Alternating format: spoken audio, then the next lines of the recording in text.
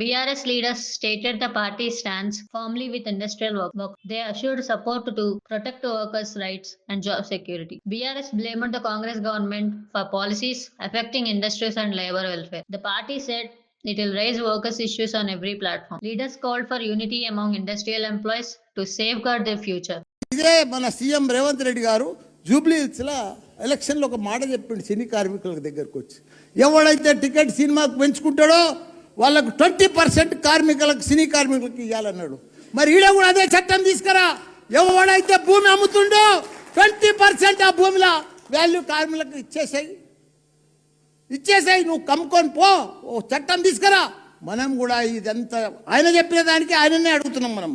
మనమందరం కూడా ఇప్పుడు ఇక్కడ లీగల్ టీం తోటి మన రామన్న చెప్తాడు, ఇవన్నీ కూడా లెటర్లు రాసి ఢిల్లీ దాకా కూడా రాసి మనం అందరం కూడా పోయి తెలంగాణలో మన కేంద్రంలో 2 జాగాలలో కొట్లాడే అవసరం ఉన్నది.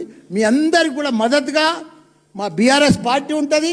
దానికి తోడు నా వంతు ఖర్చుల కింద 10 లక్షల రూపాయలు పార్టీలో జమ చేస్తా. మీకు యుద్ధం ఢిల్లీ పోతుంది కానీ ఈడ కానీ దేనికైనా సరే నేను 10 లక్షలు ఇస్తా. మిగతా డబ్బులన్నీ కూడా మా బీఆర్ఎస్ పార్టీ పెడుతుంది, మీకు అండగా ఉంటుంది అన్ని రకాల కూడా. For more fast updates, subscribe now Nava News 9 channel and follow now Nava News 9 channel.